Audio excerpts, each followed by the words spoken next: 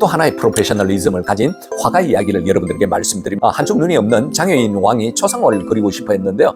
세 화가가 있었습니다. 이 세 화가 중에서 여러분들은 어떤 사람이 프로페셔널리즘을 가진 사람인지 여러분들 한번 보십시오. 여러분들도 이 화가처럼 이렇게 프로페셔널리즘이 되기를 간절히 바랍니다.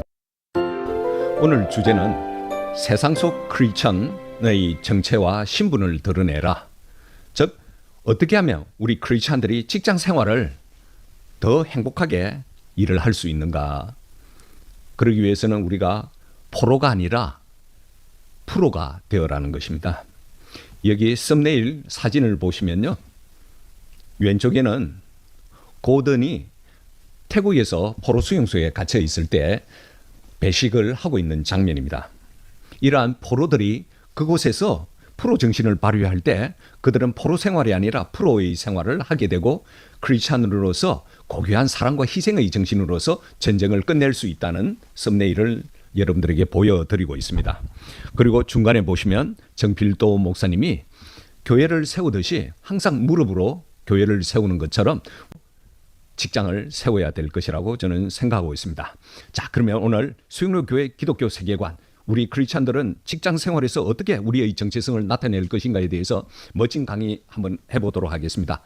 저희 소원은 부산에서 정말 크리스찬리티를 가질 수 있는 가장 좋은 유튜브를 한번 만들어 보고 싶습니다. 이승만에 대한 역사 이야기, 그리고 경제 이야기, 그리고 기독교 세계관에 대해서 올바른 정신을 여러분들에게 전파할 수 있기를 간절히 바라면서 시작하도록 하겠습니다.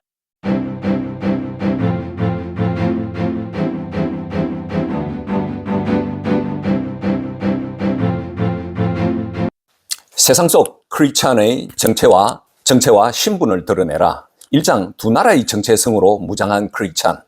우리는 과연 포로 생활을 하고 있는가, 제대로 된 직장 생활을 하고 있는가라는 퀘스천으로서 오늘 시작하겠습니다. 크리스찬은 직장인이 이 세상 속에서 우리가 가져야 할 첫 번째의 가장 중요한 영성입니다. 그 영성은 바로 우리의 아이덴티티, 즉 정체성을 나타내는 것이라고 볼 수가 있습니다. 이 아이덴티티라는 사전적인 용어는 동일함, 일치, 동일성. 우리는 누구와 일치되어야 되겠습니까? 바로 예수 그리스도와 일치된 삶을 살아야 된다는 것입니다. 또 사전적인 용어로서 자기 자신, 정체성, 독자성, 개성, 그리고 또 신분 증명서이기도 합니다. 우리는 예수 그리스도의 신분증을 가지고 이 세상에 살아가고 또 직장 생활을 하고 있다는 것에 대해서 여러분들은 아셔야 될 것 같습니다. 다른 사람들과 구별되는 크리스찬 나름의 정체성이 반드시 필요합니다. 민주주의 사회에서 시민으로 살아가기 위해서는 개개인 모두 다 가지고 있는 그러한 신분증이 있습니다. 우리 크리스찬들도 이러한 신분증을 가지고 직장 생활을 해야 된다는 것을 여러분들에게 말씀드립니다. 이 저자는 오늘 이렇게 여러분들에게 질문을 하고 있습니다. 여러분들은 포로가 되어본 경험이 있습니까? 전쟁이라는 상황은 본래 삶의 근거를 송두리째 흔들어 놓는다는 거죠. 자유가 없어지고 자기가 할 수 있는 일상생활의 모든 것을 다 송두리째 사라진다는 것을 의미하고 있습니다. 성경에서 나오는 예를 하나 들도록 하겠습니다. 다니엘과 그 세 친구들이 겪은 그 전쟁 이야기를 여러분들에게 짤막하게 말씀드리도록 하겠습니다. 주전 605년에 바벨론 제국의 느부갓네살 왕이 유다를 1차 침입을 했습니다. 그때 여호야김 왕이 3년째 되는 해에 관료들과 그리고 귀족들과 그리고 다니엘과 같은 그러한 똑똑한 청년들이 포로로 잡혀가게 됩니다. 그리고 2차 예루살렘을 또 공격하게 되고요. 또 3차 주전 586년에 나라가 완전히 망했지만 그 전쟁은 유대인들에게는 신앙적으로 큰 좌절을 안긴 심각한 사건이라고 생각을 하셔야 됩니다. 우리 또한 6.25 사변을 겪었죠. 이렇게 느부갓네살의 군대가 예루살렘을 짓밟았을 뿐만 아니라 포로로 많은 인재들을 그 나라로 데리고 갔지만 또 예루살렘 성전의 기구들을 약탈해가는 수모도 겪게 되었습니다. 유다 백성들의 신앙적 자부심은 완전히 허물어져 버리고 말았습니다. 다니엘과 세 친구들은 많은 유다 백성들과 함께 포로가 되어 이방 땅에 끌려갔던 유다 백성들의 암울한 상황에 대해서 그들의 영적으로 그리고 육체적으로 정신적으로 엄청난 고난을 받게 되었던 것을 시편 기자는 이렇게 노래를 하고 있습니다. 우리가 바벨론의 여러 강병 거기 앉아서 시온을 기억하며 울었도다. 그 중의 버드나무에 우리가 우리의 수금을 걸었나니 이는 우리를 사로잡은 자가 거기서 우리에게 노래를 청하여 우리를 황폐하게 한 자가 기쁨을 청하고 자기들을 위하여 시온 노래 중 하나를 노래하라 함이로다. 우리가 이방 땅에서 어찌 여호와의 노래를 부를까? 예루살렘아, 내가 너를 잊을진대 내 오른손이 그 재주를 잊을지로다. 내가 예루살렘을 기억하지 아니하거나 내가 가장 즐거워하는 것보다 더 즐거워하지 아니할진대 내 혀가 내 입 천장에 붙을지로다. 시편 137편 1절에서 6절의 노래입니다. 이스라엘 백성들이 바벨론 강둑에 앉아서 슬피 울면서 시온을 생각하면서 그들의 신세를 이렇게 한탄하면서 하나님께 죄진 그런 마음으로 이 노래를 불렀습니다. 이렇게 영적으로 육체적으로 정신적으로 굉장히 힘든 가운데 있어도 하나님께서 특별히 다니엘과 그 친구 3명을 이렇게 인도한 과정을 여러분들에게 말씀드리겠습니다. 두 나라의 정체성으로 무장한 다니엘을 통해서 우리가 어떻게 직장 생활을 할 것인지 여러분들 한번 보시면 좋겠습니다. 오늘 이 부분은 책에 없는 내용을 제가 조금 더 추가를 했습니다. 리차드 마오의 내용을 인용해서요. 다니엘의 convicted civility, convicted라는 것은 뭐죠? 확신에 찬 믿음. 그리고 cibility는 예의죠. 확실에 찬 신념으로서 다니엘은 그곳에서 어떻게 관리 생활들을 했는지에 대해서 여러분들에게 말씀드리겠습니다.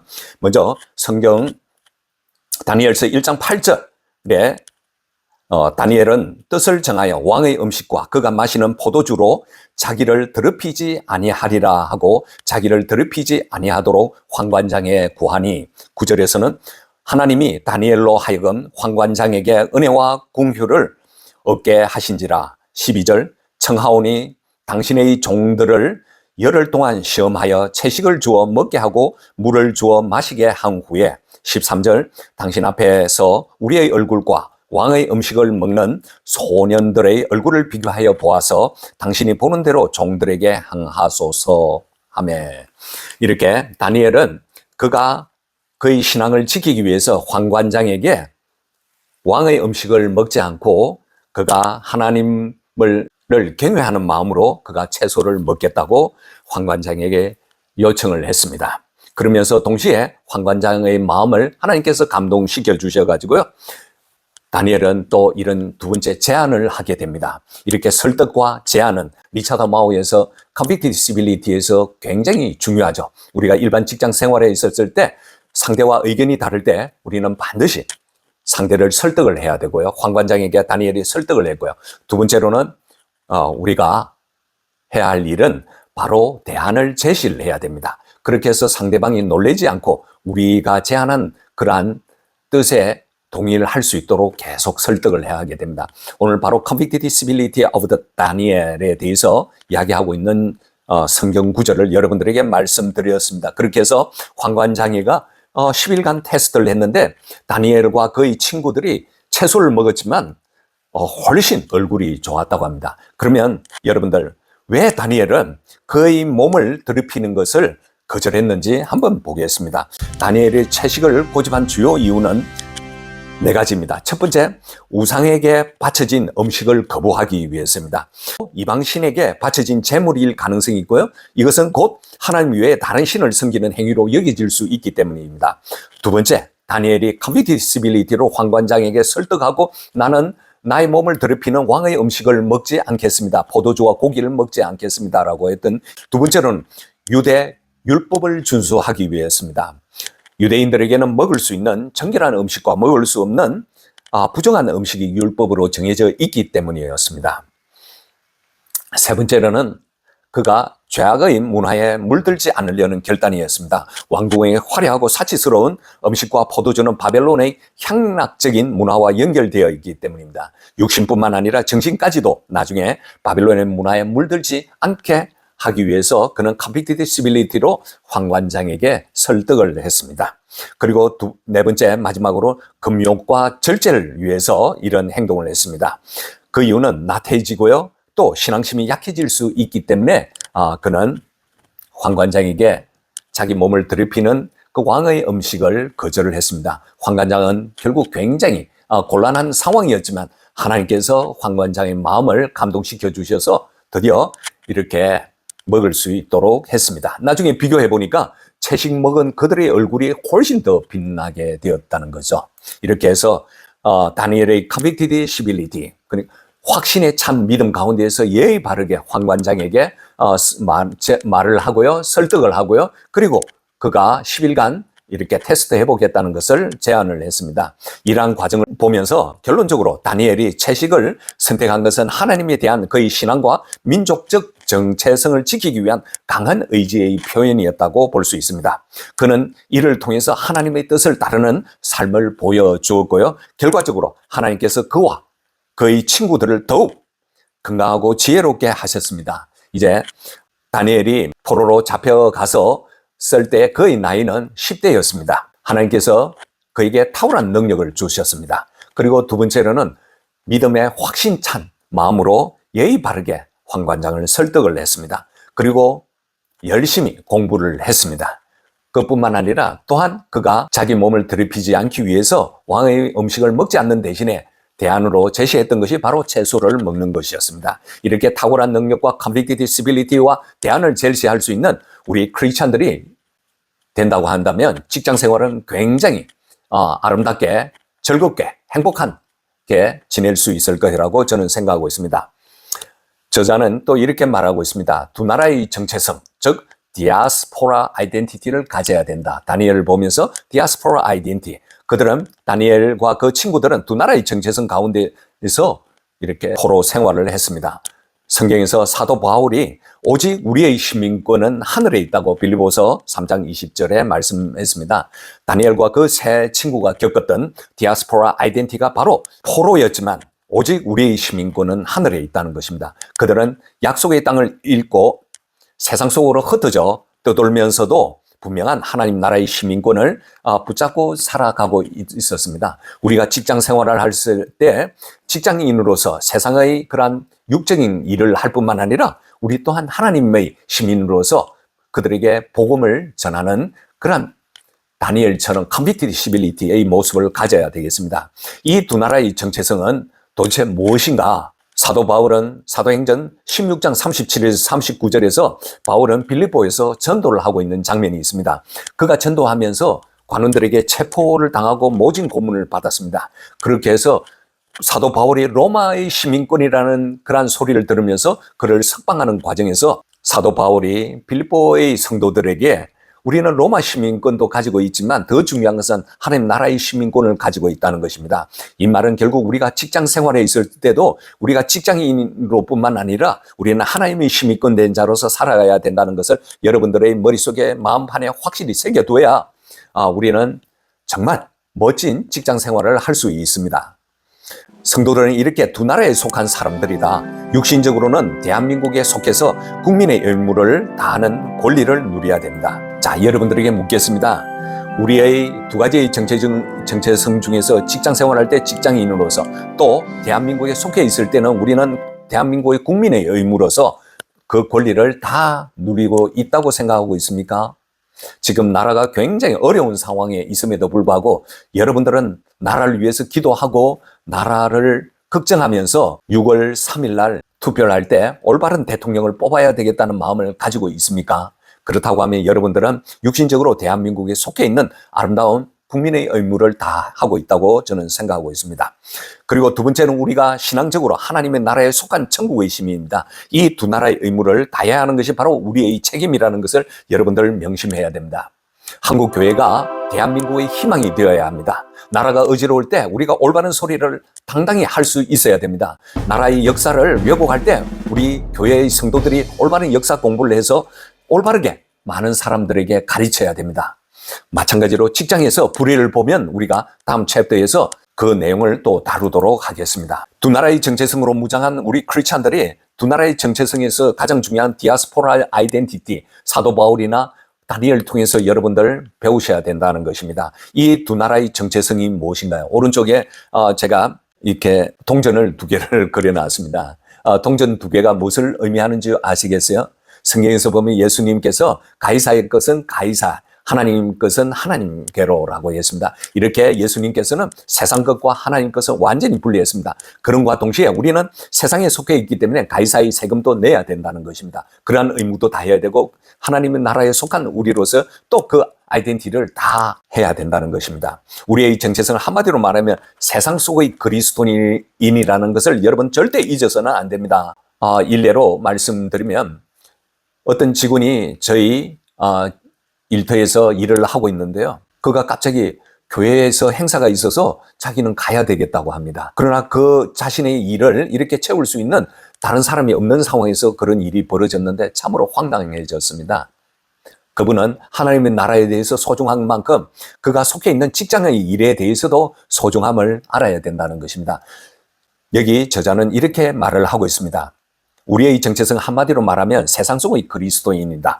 그러면 세상 속의 그리스도인은 어떻게 해야 되는가? 하나님은 우리가 교회에서 예배드리고 봉사하고 교제하는 모습을 기뻐하신다. 그러나 교회 생활만이 우리 그리스도인들이 관심 가질 유일한 영성의 마당인 것은 아니다.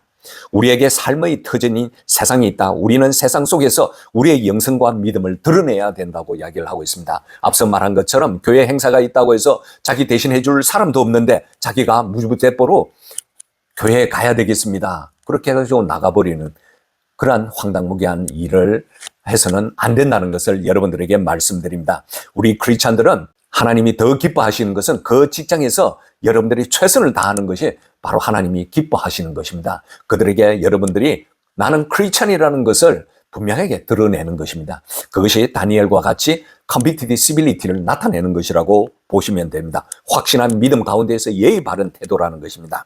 가정과 일터와 지역 사회에서 대한민국의 국민과 지구촌의 한 구성으로서 우리의 정체성을 분명히 드러내야 된다는 것이죠.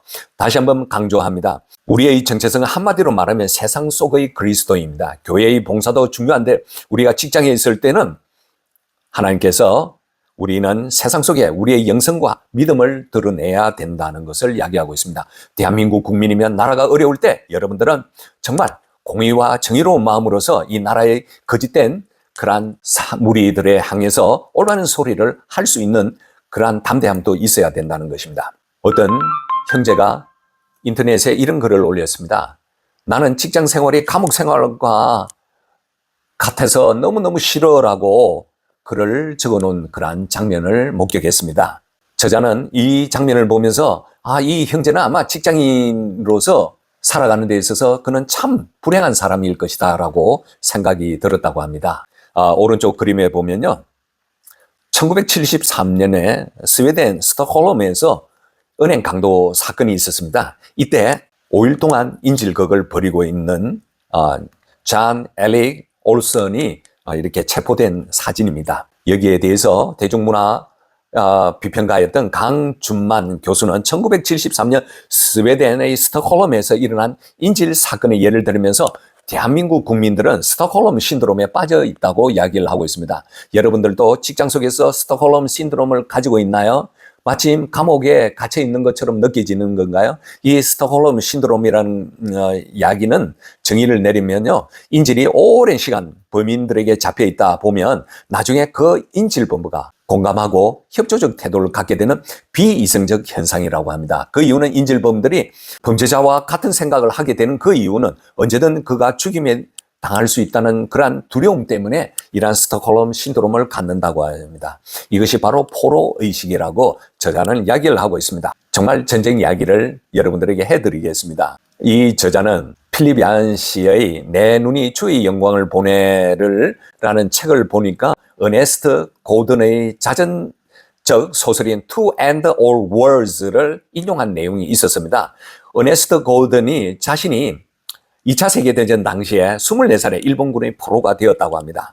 영화 콰이어의 단위에서 보는 것처럼 당시에 일본 군인들은 인도를 공격하기 위해서 태국에서 인도까지 철도 공사를 해야 되는 그 과정에서 열대야 40도 넘는 어마어마하게 덥는 그러한 열대 수풀에서 철도 공사 1마일당 394명의 포로들이 죽어나가는 그러한 생지옥의 현장에 있었다고 합니다.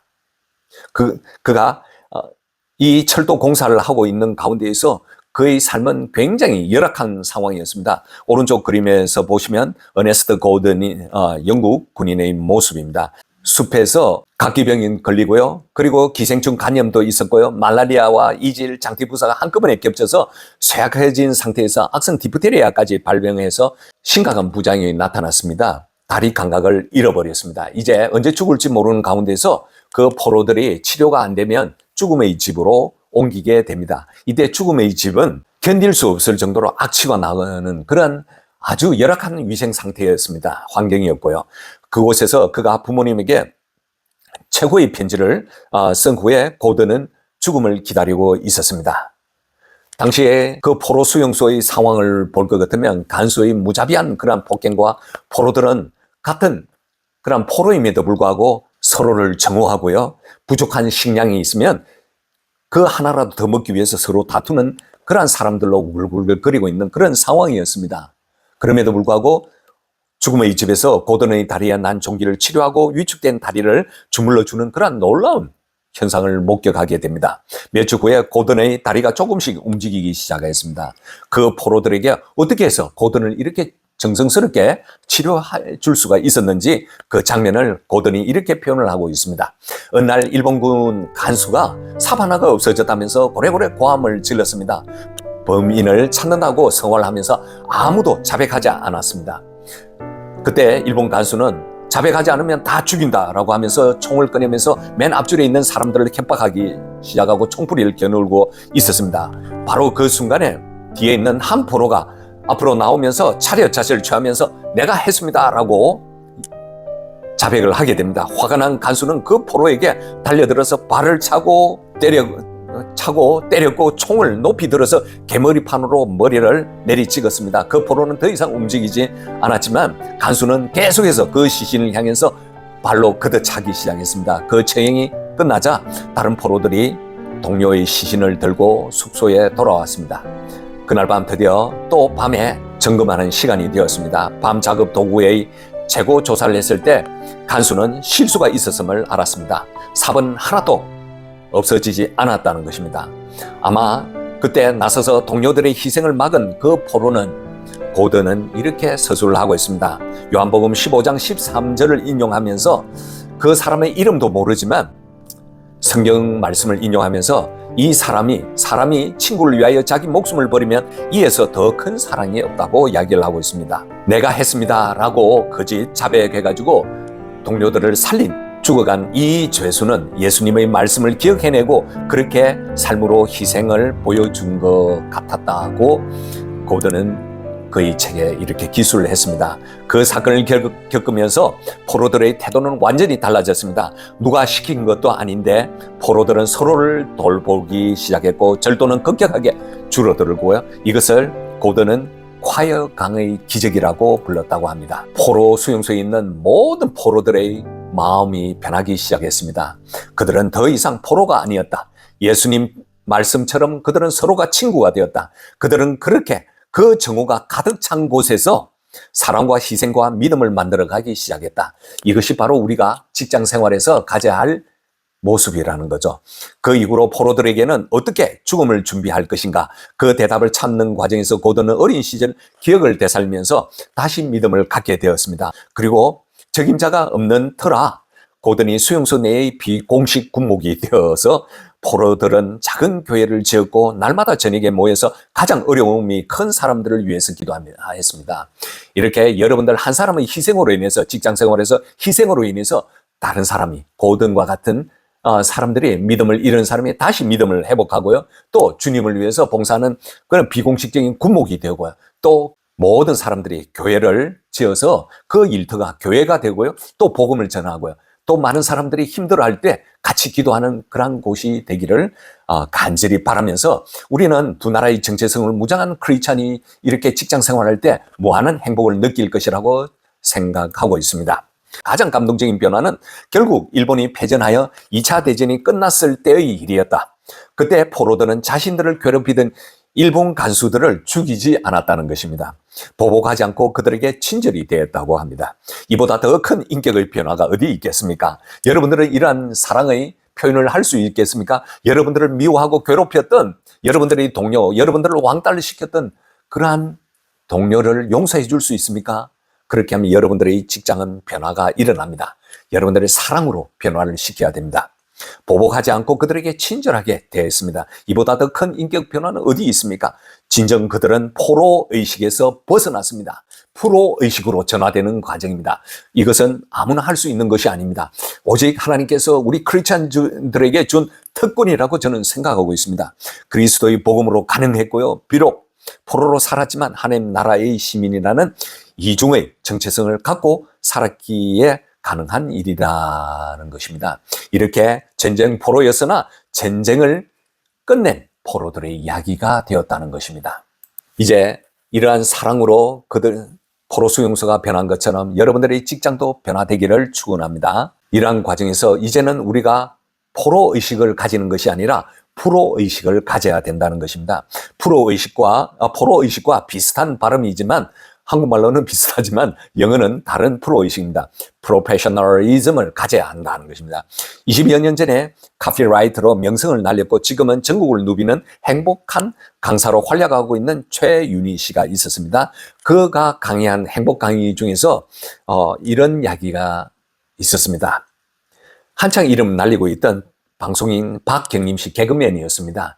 박경림 씨가 화장실에서 앉아 있는데 밖에서 두 사람이 주거니 받거니 하는 말이 들렸습니다.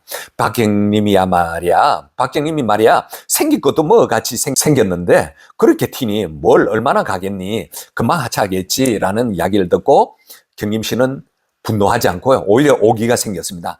그저 주저하지 않고 당장 달려가서 유재석과 김용만 선배에게 이렇게 이야기를 했습니다. 선배님들, 앞으로 저를 소개할 때 네모 공주라고 불러달라고 했습니다. 이렇게 해서 오히려 박경림 씨는 사각턱을 가진 사람이라고 해서 더 인기가 많았던 그런 기억이 납니다. 이렇게 박경림 씨처럼 긍정적인 생각이 바로 프로의식을 가진 우리의 직장인이라고 볼 수가 있습니다. 프로의식에 사로잡혀 낙담하지 않고 프로의식으로 어려움을 반드시 우리는 극복해내야 됩니다. 우리가 포로의식이 아니라 이제 프로의식을 가져야 됩니다. 이렇게 박경림 씨처럼 우리의 일터에서 진정한 프로페셔널리즘으로 발휘하려면 우리는 어떤 점에서 달라야 하는가? 이 구절이 굉장히 중요합니다. 분명히 달라야 우리가 프로페셔널리즘이 되는 거죠. 첫 번째는 창의성을 발휘해야 됩니다. 두 번째는 바람직한 올바른 방법을 찾아내야 된다는 것. 그리고 제대로 가는 것, 정직한 길로 가야 된다는 것을 찾으려고 노력해야 됩니다. 그렇게 해야 프로의식이 오늘 우리에게 필요하게 됩니다. 그렇게 하면 우리의 직장이 변하고요. 나 자신이 변하면 우리의 직장이 변한다는 그런 믿음을 확신하기를 바랍니다. 또 하나의 프로페셔널리즘을 가진 화가 이야기를 여러분들에게 말씀드리면서 오늘 이야기 이제 결론을 내겠습니다. 한쪽 눈이 없는 장애인 왕이 초상화를 그리고 싶어 했는데요. 세 화가가 있었습니다. 이 세 화가 중에서 여러분들은 어떤 사람이 프로페셔널리즘을 가진 사람인지 여러분들 한번 보십시오. 여러분들도 이 화가처럼 이렇게 프로페셔널리즘이 되기를 간절히 바랍니다. 첫 번째 화가는 두 눈이 다 있는 초상화를 그렸습니다. 이 장군은 좋아했겠어요? 왕은 좋아했겠어요? 좋아하지 않았습니다. 다른 화가는 애꾸눈이 있는 왕의 모습을 그대로 그렸습니다. 좋아하시겠어요? 당시에 왕은 권위를 나타내야 되는데 애꾸눈이라면 그 사진을 보면 누가 그 권위를 인정할 수 있겠습니까? 그것도 싫어요.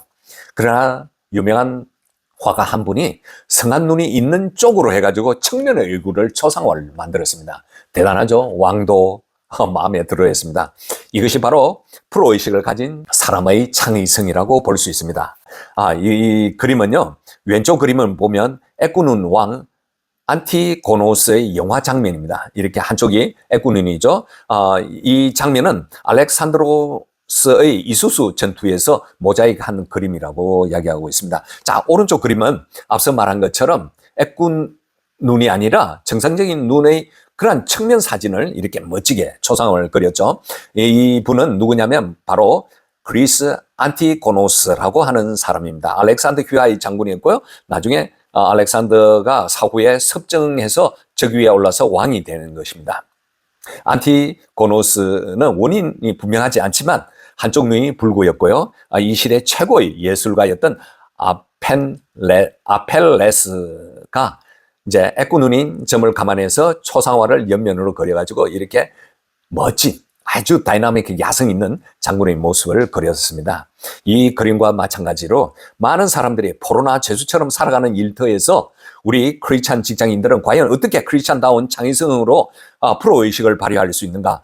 바로 다니엘처럼 두 나라의 정체성을 가지고 살아가는 바람직한 직장인의 삶이 바로 다니엘과 세 친구를 통해서 우리가 확인했습니다. 이렇게 우리는 크리스찬다운 창의성을 가지고 프로의식을 발휘하고요. 직장 생활할 때 하나님께서 우리에게 능력을 주시고 주위 사람을 변화시키고요. 또 그 사람들을 위해서 함께 우리가 기도하는 그러한 교회가 될 수 있는 그러한 아름다운 직장이 될 거라고 저는 확신합니다.